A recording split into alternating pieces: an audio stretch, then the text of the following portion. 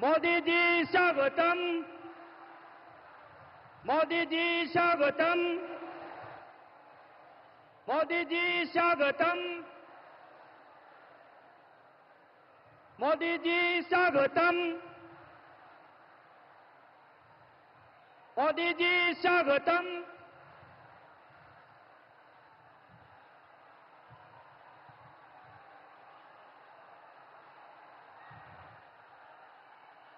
मैं सबसे पहले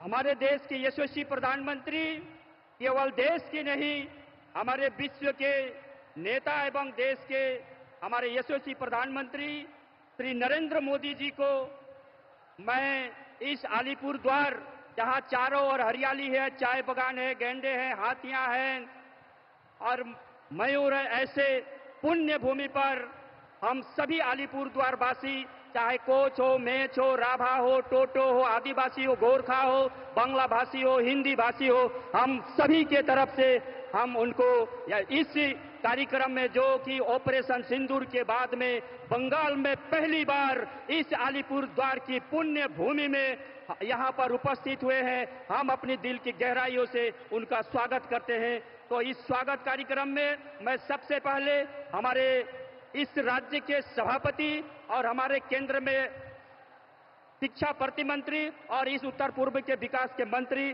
श्री सुकांतो मजुमदार जी को खदा के द्वारा सम्मानित करने के लिए आह्वान करता हूं।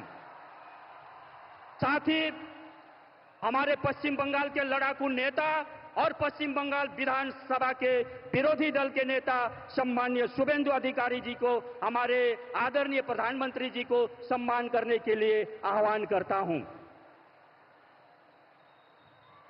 साथ ही हमारे जिले के सभापति और भी हमारे 2 जिले के सभापति हैं, उन्हें आदरणीय प्रधानमंत्री जी को प्रतिकृति देकर के सम्मानित करने के लिए आवेदन करता हूं।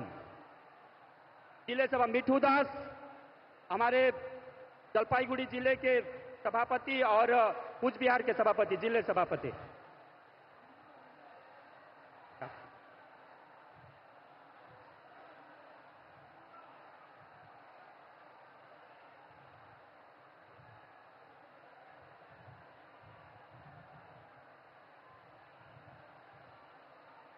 जिला सभापति, जिला सभापति हमारे 3 जिले के जिला सभापति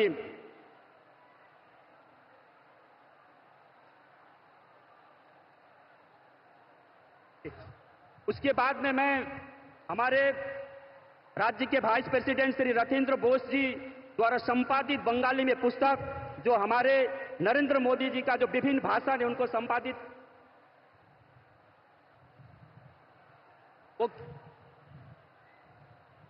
वह पुस्तक देने के लिए मैं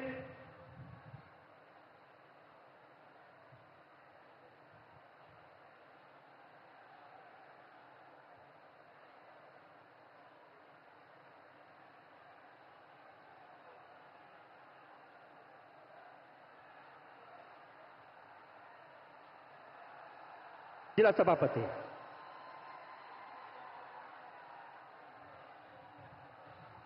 एमपी द्वारा, हमारे जितने भी सम्मान्य एमपी हैं, एमपी के द्वारा हमारे जो उत्तर बंगाल के जो हाथी हैं, हाथी से सम्मानित करने के लिए मैं आवेदन करता हूं।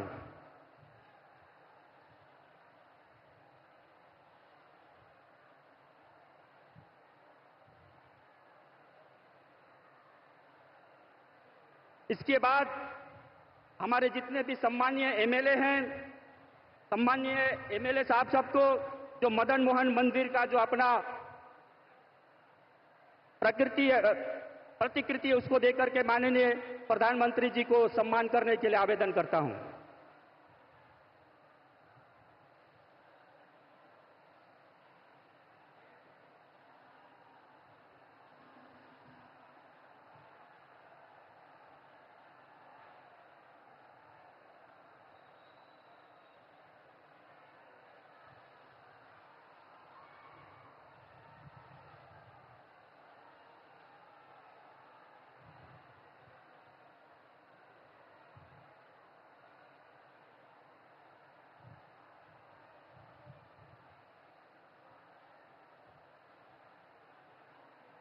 मैं अभी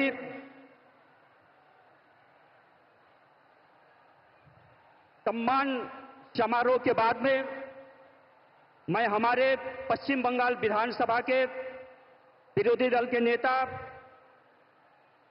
श्री शुभेंदु अधिकारी जी को स्वागत भाषण देने हेतु मंच पर आमंत्रित करता हूं।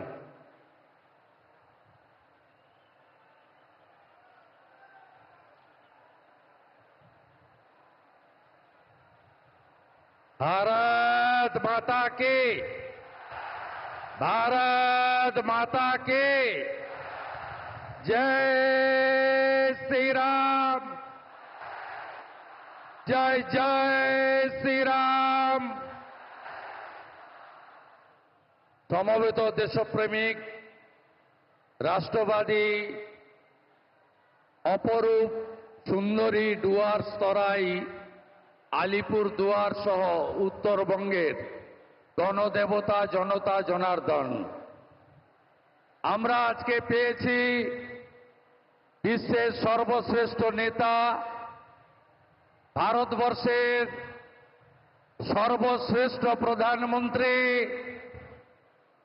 যে প্রধানমন্ত্রী 100 কিলোমিটার ভিতরে ঢুকে জঙ্গিদের নাম নিশান মিটিয়ে দিয়েছেন, যশস্বী প্রধানমন্ত্রী নরেন্দ্র মোদীজি। नरेंद्र मोदी जी जिंदाबाद। मोदी जी संघर्ष करो, मोदी जी संघर्ष करो, अंदर घुस के मारा कान। আমাদের মধ্যে উপবিষ্ট আছেন রাজ্যের সভাপতি, ভারত সরকারের রাষ্ট্রমন্ত্রী সম্মানীয় ডক্টর সুকান্ত মজুমদার, ভারতীয় জনতা পার্টির পশ্চিমবঙ্গের ইনচার্জ সাধারণ সম্পাদক মহামন্ত্রী সুনীল বানসালজি, সহপ্রভারী অমিত মালভিয়াজি, মাননীয় সাংসদগণ, মাননীয় বিধায়কবৃন্দ, মাননীয় জেলা সভাপতিবৃন্দ, আমি সম্মানিত মঞ্চ সকলকে যথাযথ শ্রদ্ধা জানাই। মাননীয় প্রধানমন্ত্রীর কথা শোনার জন্য এসেছি আমরা। আমি কিছুদিন আগে উত্তরবঙ্গের বানারহাট এবং শিলিগুড়িতে তেরঙ্গা যাত্রায় অংশগ্রহণ করেছি। তাই মাননীয় প্রধানমন্ত্রীকে বসিয়ে রেখে আমি দীর্ঘ বক্তব্য রাখতে চাই না। আমি শুধু আপনাদের কাছে আবেদন করব, এই উত্তরবঙ্গ সহ গোটা পশ্চিমবঙ্গকে গত 14 বছর ধরে যারা লুট করেছে, যারা দুর্নীতি করেনি এমন কোনো জায়গা নেই, যারা পশ্চিমবঙ্গে তোষণের রাজনীতি ভয়ঙ্করভাবে করছে, এই ভ্রষ্টাচারী তৃণমূল কংগ্রেস, হিন্দু বিরোধী তৃণমূল কংগ্রেস সরকারকে আগামী কয়েক মাস পরে বিধানসভা ভোটে আমাদের ছুঁড়ে ফেলে দিয়ে পশ্চিমবঙ্গে নরেন্দ্র মোদীজির আশীর্বাদ ধন্য একটি রাষ্ট্রবাদী সরকার তৈরি করার শপথ এই পরিবর্তন সংকল্প র্যালি থেকে নিতে হবে। উত্তরবঙ্গে প্রকৃতি মা তিনটে জিনিস দিয়েছিল, মমতা ব্যানার্জির সরকার তিনটেই ধ্বংস করেছে। অপরূপ নদী আজ ধ্বংস, বালি সিন্ডিকেট, পাথরের সিন্ডিকেট। অরণ্য আজকে শেষ, তরাই ডুয়ার্সের কোন গাছ নেই, শেষ করে দিয়েছে এরা। আর অন্যদিকে চা বাগান, पूरा चा बागान बंद हुआ है। हर महीने एक एक चा बागान बंद हो रहा है। चा बागान का मजदूर बंगाल छोड़ के केरला और असम जा रहा है। इसलिए ये भ्रष्टाचारी तृणमूल कांग्रेस सरकार, ये तुष्टीकरण की सरकार, ये हिंदू विरोधी सरकार, इसको उखाड़ फेंकने का काम अगले चुनाव में करना पड़ेगा। बंगाल के हित में नहीं, देश हित में करना पड़ेगा। ममता बनर्जी सरकार বিএসএফ কে 540 কিলোমিটার সীমান্তে জমি দেয়নি। মমতা ব্যানার্জির সরকারের আমলে ধর্মীয় উৎপীড়নের কারণে যে হিন্দুরা পলায়ন করতে বাধ্য হচ্ছে অন্য দেশ থেকে, তাদেরকে অত্যাচার করা হচ্ছে, আর রোহিঙ্গা মুসলমান ঘুষপেটিদের তাদেরকে জামাই আদর করে পশ্চিমবঙ্গে রাখা হচ্ছে। তাই পশ্চিমবঙ্গে আগামী দিন চাই বিজেপি সরকার, পশ্চিমবঙ্গে আগামী দিন চাই नरेंद्र मोदी जी आशीर्वाद धन्य सरकार। हरियाणा का जीत हमारी है, अभी बंगाल का बारी है। महाराष्ट्र की जीत हमारी है, अभी बंगाल का बारी है। दिल्ली की जीत हमारी है, अभी बंगाल का बारी है। बिहार का जीत भी हमारी होगा, उसके बाद बंगाल का बारी आएगा। बंगाल को जिताना चाहिए। डॉक्टर श्यामा प्रसाद मुखर्जी পশ্চিমবঙ্গকে ভারতে রেখে দিয়ে গেছেন। আজকে দেশ হিতে বাংলাকে বাঁচাতে হবে। মমতা ব্যানার্জি আর তার ভাতিজার সরকারকে উপড়ে ফেলতে হবে। এটাই হোক আজকে পরিবর্তন সংকল্প র্যালি থেকে আমাদের শপথ। আপনাদের সবাইকে আমি আমার অন্তর থেকে নমস্কার, ধন্যবাদ, অভিনন্দন জানাই। নানা ভাষা, নানা মত, নানা পরিধান, বিবিধের মাঝে দেখো মিলন মহান। কে নেই আজকে? নেপালিরা এসেছেন, রাজবংশীরা এসেছেন, মতুয়ারা এসেছেন। কে নেই আজকে? আদিবাসীরা এসেছেন। এই বিরাট সভা প্রমাণ করছে বাংলা মোদিজির সাথে আছে, বাংলা মোদিজির সাথে আছে, বাংলা মোদিজির সাথে আছে। এই বাংলায় 3 জনকে পাহেলগাঁয়ে খুন করা হয়েছে, ধর্ম দেখে খুন করা হয়েছে। তার বদলা যদি কেউ নিয়ে থাকেন তার নাম নরেন্দ্র দামোদর দাস মোদি। মোদি মোদি মোদি মোদি মোদি মোদি। ভারত মাতা কি, ভারত মাতা কি।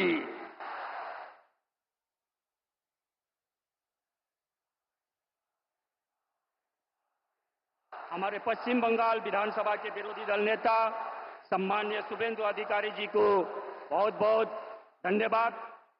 मैं इसके बाद हमारे पश्चिम बंगाल के बीजेपी के सभापति एवं भारत सरकार में शिक्षा प्रतिमंत्री और उत्तर पूर्व मंत्रालय के प्रतिमंत्री डॉक्टर सुकांतो मजुमदार को आप सभी को संबोधन हेतु आमंत्रित करता हूं।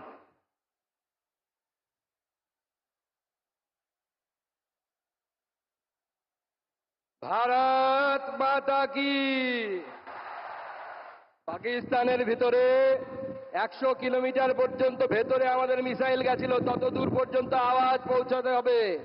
पाकिस्तान के अंदर तक आवाज पहुंचना चाहिए। भारत माता की, भारत माता की। মহান দেশের মহান নেতা নরেন্দ্র মোদী জিন্দাবাদ, মহান দেশের মহান নেতা নরেন্দ্র মোদী জিন্দাবাদ, জেপি নাড্ডা জিন্দাবাদ। ভারত মাতা কি। বন্ধুগণ, আজ আমাদের চরম সৌভাগ্য যে অপারেশন সিঁদুরের পর আমাদের 22 এপ্রিল মা বোনেদের মাথার সিঁদুর পাকিস্তান মিটিয়ে দিয়েছিল, পাকিস্তানের সাহায্যপ্রাপ্ত জঙ্গিরা মিটিয়ে দিয়েছিল। তার প্রতিশোধ যার নেতৃত্বে ভারতবর্ষ নিয়েছে, সেই যশস্বী প্রধানমন্ত্রী আজকে আমাদের মাঝে অপারেশন সিঁদুরের পর এসেছেন। তাকে হাততালি দিয়ে স্বাগত জানাবেন, অভিনন্দন জানাবেন এই আলিপুরদুয়ার তথা ডুয়ার্সের পবিত্র মাটিতে। মঞ্চে উপবিষ্ট আছেন আমাদের লড়াকু বিরোধী দলনেতা মাননীয় শুভেন্দু অধিকারী মহাশয়, উপস্থিত আছেন আমাদের ন্যাশনাল জেনারেল সেক্রেটারি মাননীয় সুনীল বনশালজি এবং আমাদের প্রভারী সহপ্রভারী মাননীয় অমিত মালব্য মহাশয়, সম্মানীয় সাংসদগণ, লোকসভা এবং রাজ্যসভা প্রাক্তন কেন্দ্রীয় মন্ত্রী, বিধায়ক, জেলা প্রেসিডেন্ট এবং আমার সামনে হাজার হাজার সংখ্যায় বিজেপির কার্যকর্তা যাদেরকে আমরা দেখতে পাচ্ছি। যারা আগামী দিনে অপারেশন সিঁদুরের মতো অপারেশন পশ্চিমবঙ্গে মোদিজির সৈনিক হয়ে যারা তৃণমূল কংগ্রেসকে উৎখাত করে বঙ্গোপসাগরের জেলে গিয়ে ফেলবে সেই কার্যকর্তাদের আমি অসংখ্য ধন্যবাদ জানাই। আমার বাগান থেকে আসা গোর্খা ভাই বোনেরা, দাদারা, তাদেরকে আমি আমার নমস্কার জানাই। আমাদের আদিবাসী ভাই বোনেরা, ভগবান বিরসা মুন্ডার সন্তান যারা, তাদেরকে আমি আমার সম্মান জানাই, নমস্কার জানাই, এবং আলিপুর দুয়ার সহ ডুয়ার্সের প্রত্যেকটি মানুষকে এই পবিত্র ভূমি থেকে আমি নমস্কার জানাই। আজকে বন্ধুগণ, মাননীয় প্রধানমন্ত্রী বিজয় সংকল্প যাত্রার মধ্য দিয়ে পশ্চিমবঙ্গের বিজয়ের রথ আজকে থেকে আলিপুর দুয়ারের মাটি থেকে শুরু হচ্ছে। নরেন্দ্র মোদী সরকার আসার পর প্রথম কেউ উত্তরবঙ্গের মানুষকে মানুষ মনে করেছে। তার আগে কলকাতায় শুনতাম আমরা নর্থ বেঙ্গল মানে নর্থ বেঙ্গল। এখন সেই নর্থ বেঙ্গল থেকে মাননীয় প্রধানমন্ত্রীর হাতে 110 কোটি টাকার গ্যাস পাইপ প্রকল্প আজকে এই মাটি থেকে চালু হলো, যা আপনাদের বাড়ি বাড়ি গ্যাস পৌঁছে দেবে। আগে কেউ কোনোদিনও ভাবেনি। যখন বন্দে ভারত, পশ্চিমবঙ্গে যখন প্রথম বন্দে ভারত চালু করার ব্যবস্থা হলো, আমরা জানতাম বন্দে ভারত চালু হলে কলকাতা থেকে অন্য কোথাও চালু হয়। নরেন্দ্র মোদীজি সেদিন কলকাতায় আসার কথা ছিল, ওনার মাতৃবিয়োগ হয়েছিল, মা মারা গেছিলেন। সেই অবস্থাতেও মাননীয় প্রধানমন্ত্রী ভার্চুয়ালি থেকে প্রথম বন্দে ভারত পশ্চিমবঙ্গের যখন চালু করলেন, কি চালু করলেন? কলকাতা টু এনজিপি, যাতে কলকাতার লোকেরাও সুবিধা পায়, আর উত্তরবঙ্গ যে নর্থ বেঙ্গল, যাকে নর্থ বেঙ্গল বলা হতো, সেই নর্থ বেঙ্গলে যেন বন্দে ভারতের মধ্য দিয়ে জুড়ে যায়। আজকে কত বন্দে ভারত আমাদের উত্তরবঙ্গের মধ্য দিয়ে যাচ্ছে। বন্ধুগণ, এই নরেন্দ্র মোদীর সরকার আমাদেরকে প্রতিষ্ঠা করতে হবে। আগামী 26শে নির্বাচনে আমাদের বিরোধী দলনেতা বললেন, কেন? কারণ মনে করুন 22শে এপ্রিল জঙ্গিরা এসেছিল পাকিস্তান থেকে, মাথার সিঁদুর দেখেছিল, মাথার সিঁদুর, গলার মঙ্গলসূত্র দেখে গুলি করেছিল। জিজ্ঞেস করেনি কে গোর্খা, জিজ্ঞেস করেনি কে ঝাড়খণ্ডের লোক, কে বাংলার লোক। আর কিছুদিন আগে মুর্শিদাবাদে গেছিলাম, আমি গেছিলাম, আমাদের বিরোধী দলনেতা গেছিলেন, আমাদের অন্যান্য নেতৃত্ব গেছিলেন। একটার পর একটা বাড়ি দেখেছি আমরা, পুড়িয়ে দেওয়া হয়েছে, ভেঙে দেওয়া হয়েছে। দোষ কি ছিল? যারা পেহেলগাঁওতে মারা গেছিল তাদেরও একটাই দোষ, আর মুর্শিদাবাদে যাদের বাড়ি ঘর ভেঙে দেওয়া হয়েছিল তারা পালিয়েছিল, একটাই দোষ, তারা মাথায় সিঁদুর পরেন মহিলারা, গলায় কাঠের মালা রাখেন, গলায় মঙ্গলসূত্র রাখেন। তাই কাশ্মীর আর মুর্শিদাবাদ এক হয়ে গেছে। এই শক্তির বিরুদ্ধে আমাদের সকলকে গর্জে উঠতে হবে, লড়াই করতে হবে, আর সেই লড়াই নরেন্দ্র মোদীর নেতৃত্ব হবে। 26 আমরা মমতা বন্দ্যোপাধ্যায়ের এই জেহাদি সরকারকে উৎখাত করে বঙ্গোপসাগরে ফেলবো। সেই জন্য সবাই তৈরি হন, দুই হাত মুঠ করে আমার সাথে সংকল্প নিন, ভারতবর্ষের পতাকাকে উপরে তুলে ধরুন আর বলুন, ভারত মাতা কি, ভারত মাতা কি, ভারত মাতা কি। জয় শ্রীরাম, জয় জয় শ্রীরাম। মহান দেশের মহান নেতা নরেন্দ্র মোদী জিন্দাবাদ, নরেন্দ্র মোদী জিন্দাবাদ, ভারতীয় সেনা জিন্দাবাদ, ভারত মাতা কি। ধন্যবাদ, নমস্কার, সবাইকে অভিনন্দন এবং সবাই খুব ভালো থাকবেন। নমস্কার।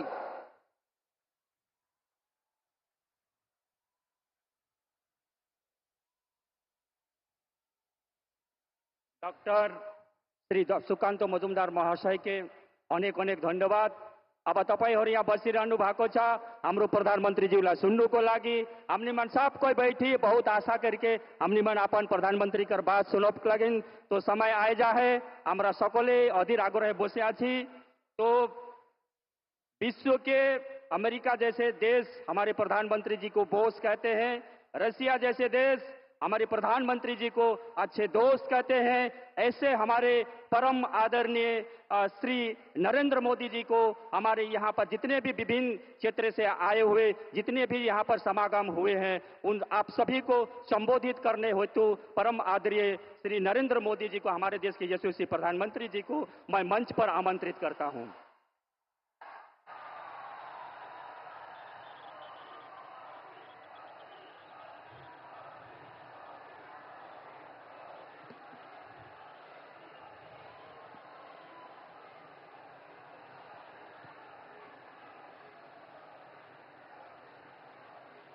भारत माता की भारत माता की जय जोहार। नमस्कार। बोरोरा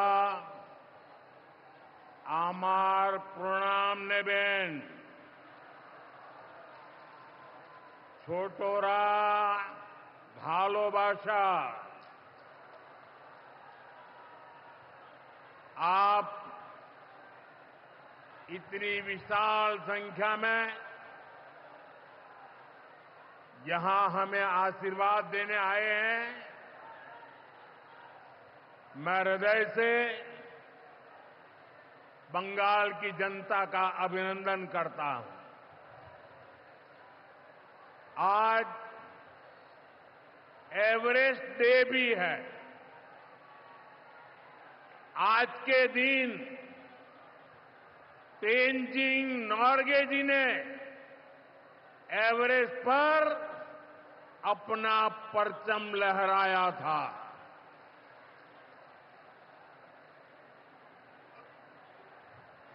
उनके सम्मान में हम भी अपना तिरंगा फहराएंगे।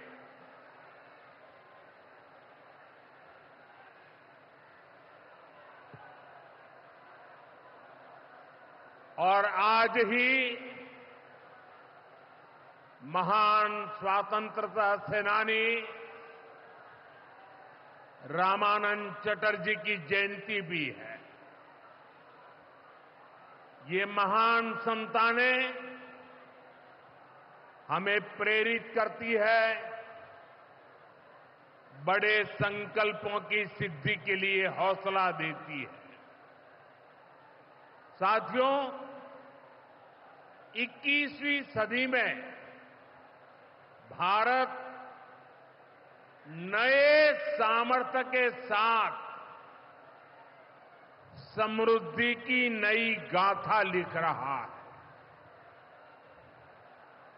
आज देश का हर नागरिक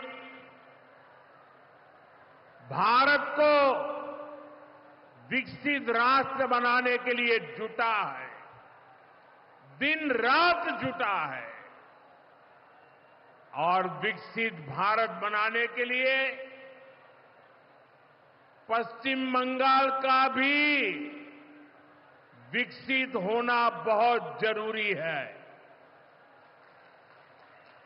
और इसलिए पश्चिम बंगाल को भी नई ऊर्जा के साथ जुटना है। बंगाल को फिर उसी भूमिका में आना होगा जो कभी यहां की पहचान थी। इसके लिए जरूरी है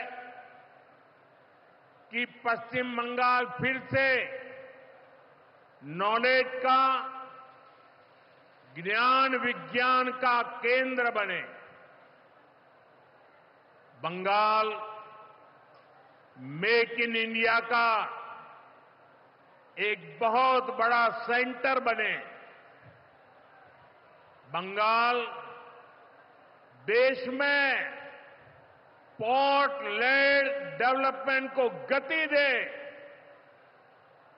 बंगाल अपनी विरासत पर गर्व करते हुए, उसे संरक्षित करते हुए तेज गति से आगे बढ़े। साथियों, केंद्र की भाजपा सरकार इसी संकल्प के साथ काम कर रही है। भाजपा पूर्वोदय की नीति पर चल रही है। बीते दशक में बीजेपी सरकार ने यहां के विकास के लिए हजारों करोड़ों का निवेश किया है। अब से कुछ देर पहले यहां सिटी गैस डिस्ट्रीब्यूशन नेटवर्क का शुभारंभ भी हुआ है। केंद्र सरकार के प्रयासों से ही कल्याणी एम्स बना है। न्यू अलीपुर द्वार और न्यू जलपाईगुड़ी जैसे रेलवे स्टेशनों का पुनर्विकास किया जा रहा है। बंगाल की व्यापारिक गतिविधियों को उत्तर भारत से जोड़ने के लिए डेडिकेटेड फ्रेट कॉरिडोर बन रहा है। कोलकाता मेट्रो का अभूतपूर्व विस्तार किया गया है। ऐसे अनेक प्रोजेक्ट हैं जो भारत सरकार यहां पूरे करवाने का प्रयास कर रही है। भाजपा सरकार ईमानदारी से सबका साथ सबका विकास के मंत्र को लेकर बंगाल की प्रगति के लिए समर्पित है, क्योंकि बांग्लार उदय तबई विकसित भारतेर जय। साथियों, ये समय पश्चिम बंगाल के लिए बहुत अहम है। ऐसे में पश्चिम बंगाल के हर नौजवान पर, आप सब पर बहुत बड़ा दायित्व है। आप सबने मिलकर के बंगाल का भविष्य तय करना है। आज पश्चिम बंगाल एक साथ कई संकटों से घिरा हुआ है। एक संकट समाज में फैली हिंसा और अराजकता का है। दूसरा संकट माताओं बहनों की असुरक्षा का है, उन पर हो रहे जघन्य अपराधों का है। तीसरा संकट नौजवानों में फैल रही घोर निराशा का है, बेतहाशा बेरोजगारी का है।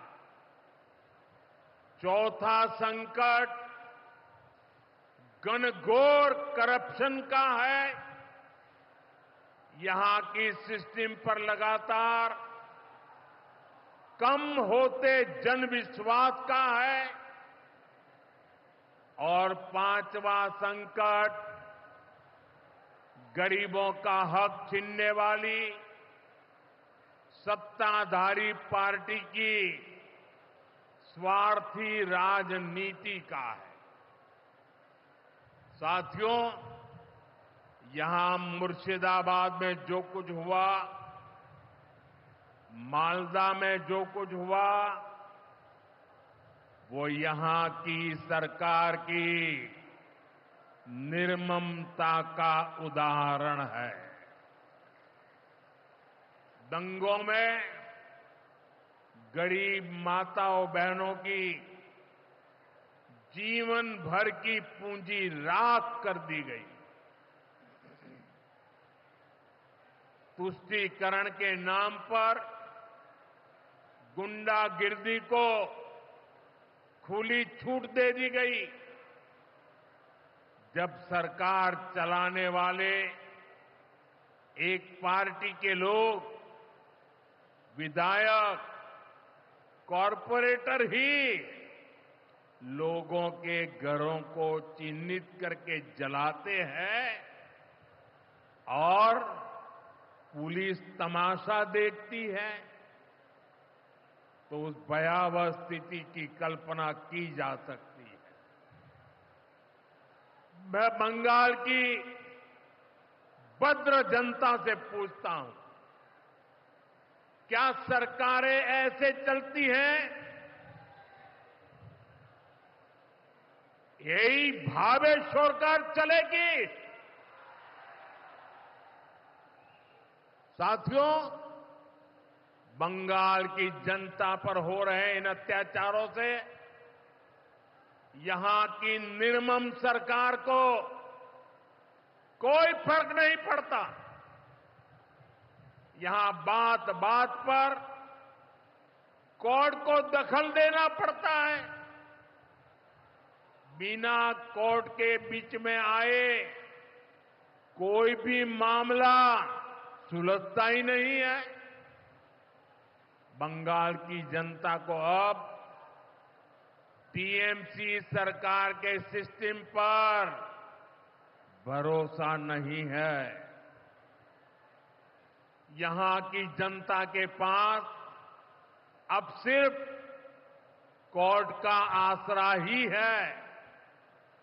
इसलिए पूरा बंगाल कह रहा है, बंगाल में मची चीख पुकार, नहीं चाहिए निर्मम सरकार। बांग्लार चित्कार लागबे ना, निर्मम सरकार। साथियों, भ्रष्टाचार का सबसे बुरा असर नौजवानों पर पड़ता है, गरीब और मिडिल क्लास परिवारों पर होता। भ्रष्टाचार कैसे चारों तरफ बर्बादी लाता है, ये हमने टीचर भर्ती घोटाले में देखा है। टीएमसी सरकार ने अपने शासनकाल में हजारों टीचर्स का फ्यूचर बर्बाद कर दिया, उनके परिवारों को तबाह कर दिया, उनके बच्चों को असहाय छोड़ दिया। टीएमसी के घोटालेबाजों ने सैकड़ों गरीब परिवार के बेटे बेटियों को अंधकार में धकेल दिया है। ये सिर्फ कुछ हजार टीचर्स के भविष्य के साथ खिलवाड़ नहीं है, बल्कि पश्चिम बंगाल के पूरे एजुकेशन सिस्टम को बर्बाद किया जा रहा है। टीचर्स के अभाव में लाखों बच्चों का भविष्य दांव पर है। इतना बड़ा पाप टीएमसी के नेताओं ने किया है। हद तो ये है कि ये लोग आज भी अपनी गलती मानने को तैयार नहीं है। उल्टा देश की अदालत को, न्यायपालिका को, कोर्ट को दोषी ठहराते हैं। साथियों, टीएमसी ने चाय बागान में काम करने वाले साथियों को भी नहीं छोड़ा है। यहां सरकार की कुनीतियों के कारण टी गार्डन लगातार बंद होते जा रहे हैं। मजदूरों के हाथ से काम निकलता चला जा रहा है। यहां पीएफ को लेकर जो कुछ भी हुआ वो बहुत शर्मनाक है। ये गरीब मेहनतकश लोगों की कमाई, उस पर डाका डाला जा रहा है। टीएमसी सरकार इसके दोषी लोगों को बचाने की कोशिश कर रही है। और मैं बंगाल के मेरे भाई बहन आपको विश्वास दिलाने आया हूं, भाजपा ये नहीं होने देगी।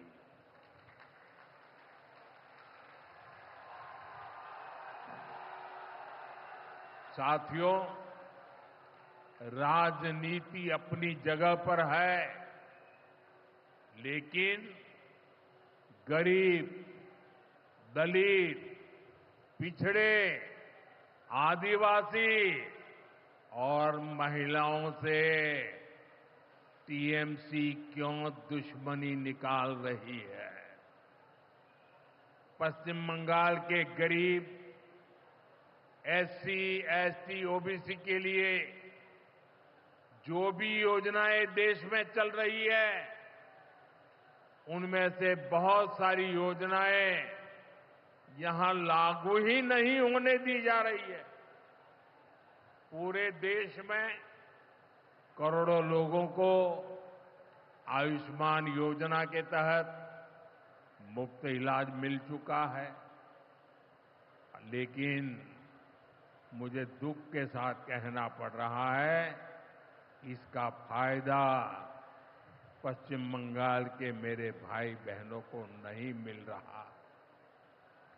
पश्चिम बंगाल का कोई साथी अगर दिल्ली, बेंगलुरु, चेन्नई गया है, उसको वहां मुफ्त इलाज नहीं मिल पाता है, क्योंकि निर्मम सरकार ने बंगाल के अपने लोगों को आयुष्मान कार्ड देने ही नहीं दिया। आज देश भर में 70 वर्ष से ऊपर के बुजुर्गों को 5 लाख रुपए तक मुफ्त इलाज की सुविधा मिल रही है। मैं तो चाहता हूं कि पश्चिम बंगाल में भी 70 वर्ष से ऊपर के सभी बुजुर्गों को मुफ्त इलाज की सुविधा मिले। लेकिन टीएमसी सरकार ये नहीं करने दे रही है। केंद्र की बीजेपी सरकार देश भर में गरीब परिवारों को पक्के घर बनाकर दे रही है, लेकिन पश्चिम बंगाल में लाखों परिवारों का घर नहीं बन पा रहा है, क्योंकि टीएमसी के लोग इसमें भी गरीब के पास से कट और कमीशन की मांग कर रहे हैं। आखिर टीएमसी सरकार आप लोगों को लेकर इतनी निर्मम क्यों है? साथियों, यहां की निर्मम सरकार के जितने उदाहरण दो वो कम है। पश्चिम बंगाल में बहुत बड़ी संख्या में हमारे विश्वकर्मा भाई बहन हैं। ये लोग हाथ के हुनर से अनेक प्रकार के काम करते हैं। इनके लिए पहली बार भाजपा सरकार विश्वकर्मा योजना लाई है। इसके तहत देश के लाखों लोगों को ट्रेनिंग मिली है, पैसा मिला है, नए टूल मिले हैं, आसान ऋण मिला है। लेकिन पश्चिम बंगाल में 8 लाख एप्लीकेशन अभी भी लटकी पड़ी है। निर्मम सरकार उस पर बैठ गई है, क्योंकि टीएमसी सरकार इस योजना को भी लागू नहीं कर रही है। साथियों, टीएमसी सरकार की मेरे आदिवासी भाई बहनों से भी दुश्मनी कुछ कम नहीं है। देश में पहली बार जनजातियों में भी सबसे पिछड़ी जनजातियों के लिए पीएम जनमन योजना बनाई गई है। पश्चिम बंगाल में बहुत बड़ा आदिवासी समाज है। टीएमसी सरकार गरीब आदिवासियों का विकास भी नहीं होने दे रही है। उसने पीएम जनमन योजना को यहां लागू नहीं किया। टीएमसी हमारे आदिवासी समाज को भी वंचित ही रखना चाहती है। साथियों, टीएमसी को आदिवासी समाज के सम्मान की परवाह नहीं है। 2022 में जब एनडीए ने एक आदिवासी महिला को राष्ट्रपति उम्मीदवार बनाया तो सबसे पहले विरोध करने वाली पार्टी टीएमसी थी।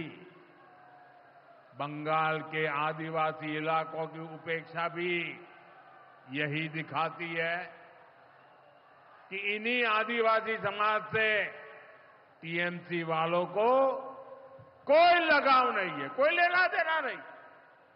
साथियों, कुछ दिन पहले दिल्ली में नीति आयोग की गवर्निंग काउंसिल की बहुत महत्वपूर्ण बैठक हुई। ये एक अहम मंच होता है जहां देश भर के मुख्यमंत्री मिलकर विकास पर चर्चा करते हैं। लेकिन अफसोस की बात है कि इस बार बंगाल सरकार इस बैठक में मौजूद ही नहीं रही। दूसरे गैर भाजपा शासित राज्य आए, सभी दल के नेता आए, हमने साथ बैठकर चर्चा की, लेकिन टीएमसी को तो सिर्फ और सिर्फ 24 घंटा पॉलिटिक्स करना है और कुछ करना ही नहीं है। पश्चिम बंगाल का विकास, देश की प्रगति उनकी प्राथमिकता में है ही नहीं। साथियों, केंद्र सरकार की जिन योजनाओं को यहां लागू किया भी गया है, उनको पूरा नहीं किया जा रहा। पीएम ग्राम सड़क योजना के तहत पश्चिम बंगाल के गांवों के लिए 4000 किलोमीटर की सड़कें स्वीकृत की गई। इनको पिछले साल तक पूरा हो जाना था।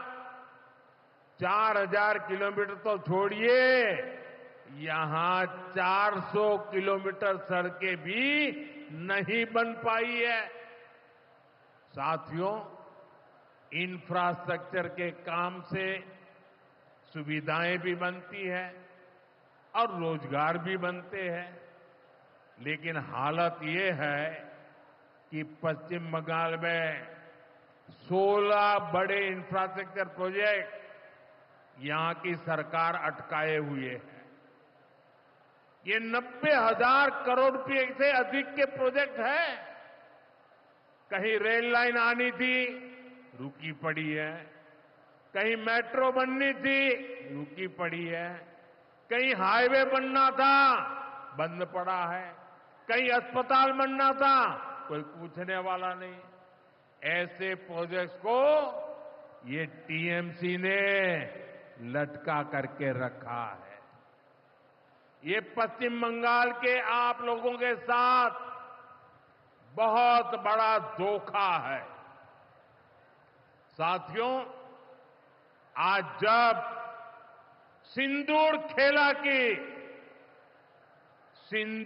खेला की इस धरती पर आया हूं, तो आतंकवाद को लेकर भारत के नए संकल्प की चर्चा स्वाभाविक है। 22 अप्रैल को पहलगाम में, जम्मू कश्मीर में आतंकियों ने जो बर्बरता की, उसके बाद पश्चिम बंगाल में भी बहुत गुस्सा था। आपके भीतर जो आक्रोश था, आपका जो गुस्सा था, उसको मैं भली भांति समझता था। आतंकवादियों ने हमारी बहनों का सिंदूर मिटाने का दुस्साहस किया। हमारी सेना ने उनको सिंदूर की शक्ति का एहसास करा दिया।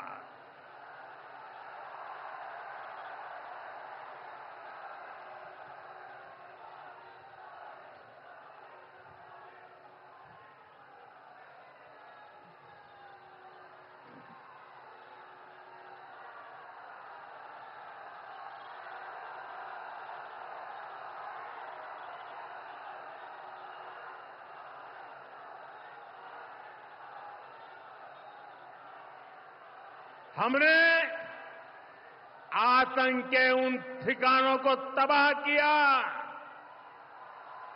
जिनकी पाकिस्तान ने कल्पना तक नहीं की थी। साथियों, आतंक को पालने वाले पाकिस्तान के पास दुनिया को देने के लिए कुछ भी पॉजिटिव नहीं है।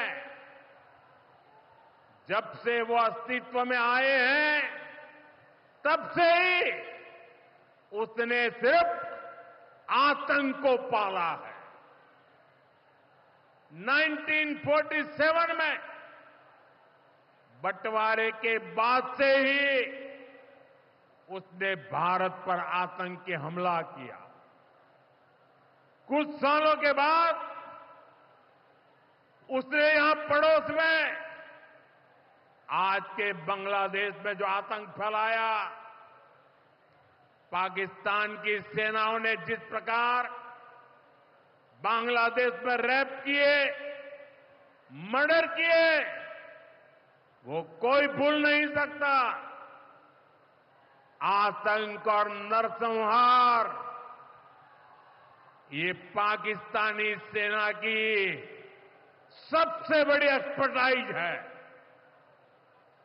जब सीधा युद्ध लड़ा जाता है तो उसकी हार तय होती है, उसका पराजय निश्चित होता है, उसको मुंह की खानी पड़ती है। यही कारण है कि पाकिस्तान की सेना आतंकियों का सहारा लेती है। लेकिन पहलगाम हमले के बाद अब भारत ने दुनिया को बता दिया है, भारत अब आतंकी हमला हुआ, भारत पर आतंकी हमला हुआ तो दुश्मन को उसकी बड़ी कीमत चुकानी पड़ेगी।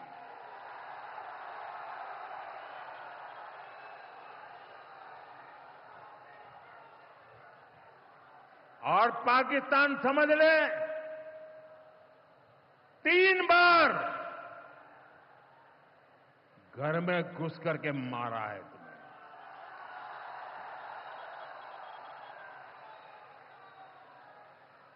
हम शक्ति को पूजने वाले लोग, हम महिषासुर मर्दिनी को पूजते हैं। बंगाल टाइगर की इस धरती से 140 करोड़ भारतीयों का ऐलान है। ऑपरेशन सिंदूर अभी खत्म नहीं हुआ है।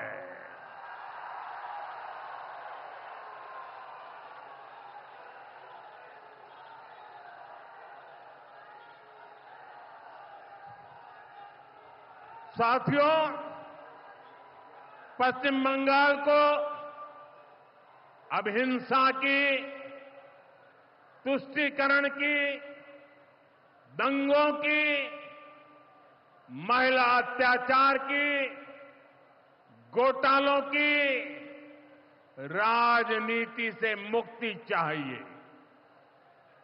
अब पश्चिम बंगाल के सामने भाजपा का विकास मॉडल है।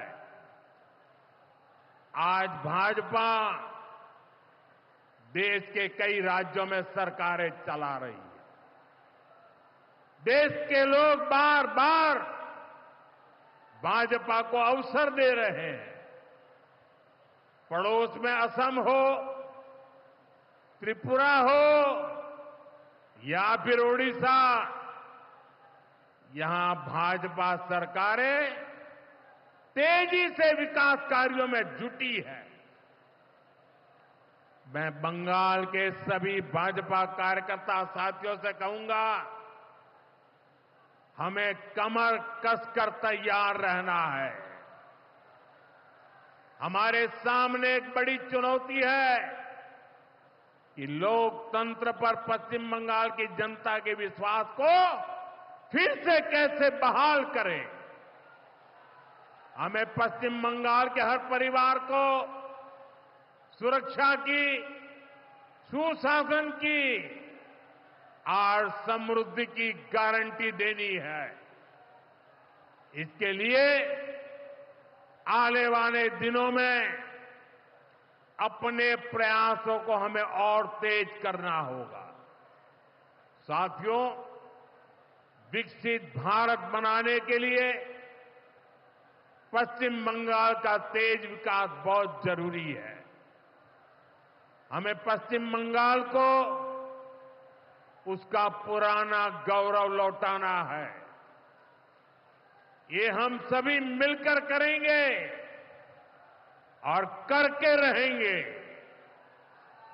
एक बार फिर आप सभी को इतनी बड़ी संख्या में यहां आने के लिए बहुत बहुत आभार व्यक्त करता हूं। मेरे साथ तिरंगा ऊंचा करके बोलिए, भारत माता की, भारत माता की, भारत माता की, भारत माता की। बहुत बहुत धन्यवाद।